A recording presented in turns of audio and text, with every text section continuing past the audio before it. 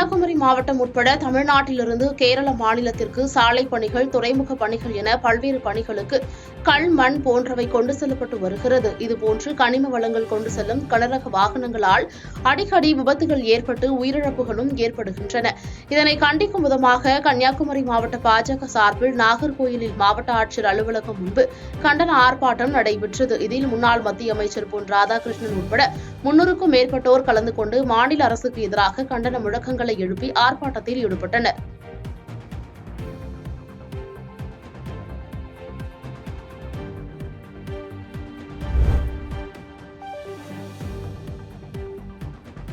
நெல்லை மாவட்டம் ஏர்வாடி அருகே உள்ள புலியூர் குறிச்சியைச் சேர்ந்த விவசாயி சுடலைக்கண்ணு. இவருக்கு சொந்தமான பசுமாடு ஒன்று தோட்டத்தில் கட்டி வைக்கப்பட்டிருந்த போது மர்ம நபர்கள் கடத்திச் சென்றுள்ளனர். இதேபோல் ஏர்வாடி பகுதியைச் சேர்ந்த அருள்மூர்த்தி என்பவரது பசுமாடும் காணாமல் போனது. இதுகுறித்து இருவரும் ஏர்வாடி காவல் நிலையத்தில் புகார் தெரிவித்தனர். புகாரின் அடிப்படையில் போலீசார் விசாரணை மேற்கொண்டு வந்த நிலையில் மாடுகளை திருடியது கூடங்குளம் அருகே உள்ள பனைவளையைச் சேர்ந்த கண்ணன் என்பதும், கன்னியாகுமரி மாவட்டம் திருவிதாங்கோட்டையைச் சேர்ந்த சூளைமான் என்பதும் தெரியவந்தது. இதையடுத்து அவர்களிடமிருந்து 5 மாடுகளையும் 11 ஆடுகளையும் பறிமுதல் செய்து கைது செய்தனர். மேலும் கடத்தலுக்கு பயன்படுத்தப்பட்ட காரையும் மினி வேனையும் பறிமுதல் செய்துள்ளனர்.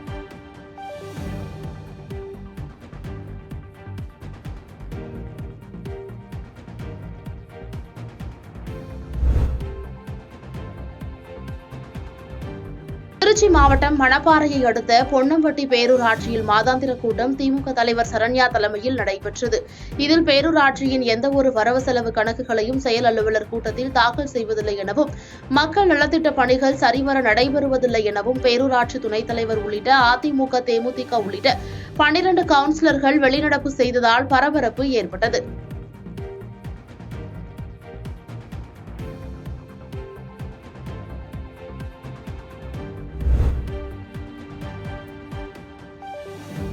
கிருஷ்ணகிரி மாவட்டம் குருவிநாயனப்பள்ளி ஊராட்சிக்குட்பட்ட மேடுகப்பள்ளி கிராமத்தில் நாடாளுமன்ற தொகுதி மேம்பாட்டு நிதியிலிருந்து சுமார் 10 லட்சம் மதிப்பில் புதிய பல்நோக்கு கட்டிடம் கட்டுவதற்கான பூமி பூஜை நடைபெற்றது. இந்நிகழ்ச்சியில் காங்கிரஸ் நாடாளுமன்ற உறுப்பினர் டாக்டர் செல்லகுமார் கலந்து கொண்டு பூமி பூஜை செய்து பணியினை துவக்கி வைத்தார். மேலும் இந்நிகழ்ச்சியில் மாவட்ட துணைத் தலைவர் சேகர், முன்னாள் மாவட்ட தலைவர் நாஞ்சில் ஜேசு உள்ளிட்ட பலர் கலந்து கொண்டனர்.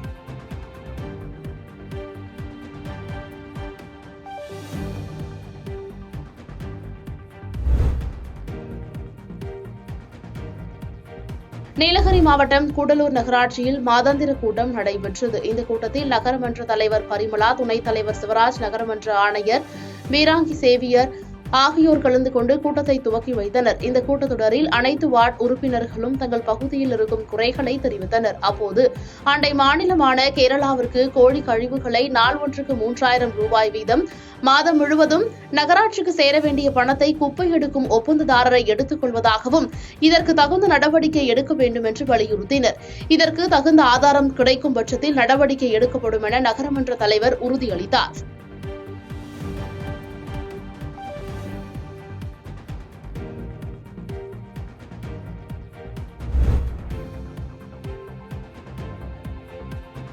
சென்னை கிண்டியில் உள்ள கலைஞர் நூற்றாண்டு உயர் சிறப்பு மருத்துவமனையில் ரூபாய் 30.5 கோடி மதிப்பீட்டில் அதிநவீன உபகரணங்களுடன் 10 உயர் சிறப்பு அறுவையரங்கம், 50 படுக்கைகள் கொண்ட தீவிர சிகிச்சை பிரிவு மற்றும் 70 குளிரூட்டப்பட்ட தனி அறைகள் ஆகியவற்றினை அமைச்சர் மா. சுப்பிரமணியன் திறந்து வைத்தார். பின்னர் நிருபர்களிடம் பேசிய அமைச்சர், கலைஞர் நூற்றாண்டு உயர் சிறப்பு மருத்துவமனையில் ரூபாய் 1 லட்சத்திற்கும் மேற்பட்டோருக்கு சிகிச்சை அளிக்கப்படுகிறது. உயர் சிறப்பு மருத்துவமனையில் 70 கட்டண அறைகள் திறந்து வைக்கப்பட்டுள்ளன என்று தெரிவித்தார்.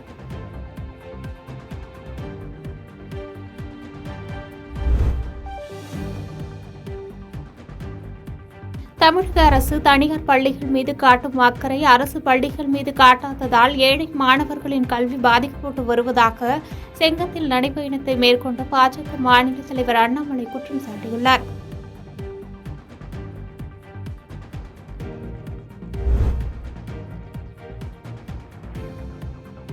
தீயணைப்பு மீட்புப் பணிகள் துறை சார்பாக தீயணைப்புத் துறையின் மத்திய மண்டல விளையாட்டுப் போட்டிகள் புதுக்கோட்டை மாவட்ட விளையாட்டுத் திடலில் 2 நாள் நடந்தது. மத்திய மண்டல விளையாட்டுப் போட்டியில் பல்வேறு மாவட்ட தீயணைப்பு மீட்பு பணித்துறை வீரர்கள் 100க்கும் மேற்பட்டோர் கலந்து கொண்டு விளையாடினர். இந்த விளையாட்டுப் போட்டியில் தீயணைப்புத்துறை வீரர்கள் தங்கள் திறமைகளை உற்சாகத்துடன் விளையாடி வெளிப்படுத்தினர். அதைத் தொடர்ந்து சிறப்பு அழைப்பாளராக மாவட்ட காவல்துறை கண்காணிப்பாளர் வந்திதா பாண்டே கலந்து கொண்டு வெற்றி பெற்ற அணியினருக்கு கேடயம் மற்றும் சான்றிதழ் வழங்கி பாராட்டினார்.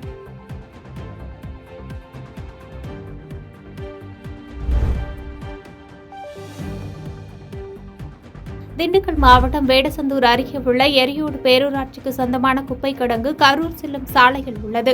இந்த நிலையில் பேரூராட்சி பணியாளர்கள் குப்பை கிடங்கிற்கு வெளியே சாலையோரம் குப்பைகளை கொட்டி தீ வைத்தனர். குப்பைகள் மளமளவென பற்றி எரிந்ததால் கடும் புகை மூட்டம் ஏற்பட்டது. இதனால் அவ்வழியே சென்ற வாகன ஓட்டிகளும் பொதுமக்களும் கடும் அவதிக்கு உள்ளாகினர். மேலும் கடும் புகை மூட்டம் சாலையை மறைத்ததால் வாகன ஓட்டிகள் அச்சத்துடனே கடந்து சென்றனர். எனவே குப்பைகளை சாலையோரம் எரிக்காமல் குப்பை கிடங்கிற்குள் ஒதுக்குப்புறமாக வைத்து எரிக்க வேண்டும் என்று அப்பகுதி பொதுமக்கள் மற்றும் வாகன ஓட்டிகள் கோரிக்கை விடுத்துள்ளனர்.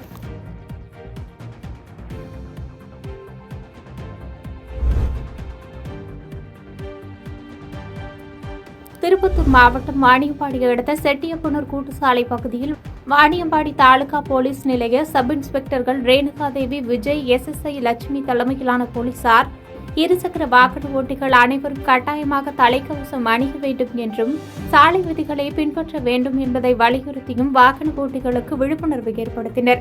மேலும் தொலைபேசியில் தொடர்பு கொண்டு யாரேனும் OTP கேட்டாலோ ATM கார்டு எண்களை கேட்டாலோ தெரிவிக்கக்கூடாது என்றும் கிராமப்புறங்களில் அடையாளம் தெரியாத நபர்களிடம் உஷாராக இருக்கும்படியும் விழிப்புணர்வு ஏற்படுத்தினர். பாதகம் செய்பவரை கண்டால் நாம் பயங்கொள்ளலாகாது பாப்பா, மோதி மிதித்து விடு பாப்பா, அவர் முகத்தில் உமிழ்ந்து விடு பாப்பா. அண்மை செய்திகளை உடனுக்குடன் தெரிந்து கொள்ள இணைந்திருங்கள் இயம்நாடு தொலைக்காட்சியுடன்.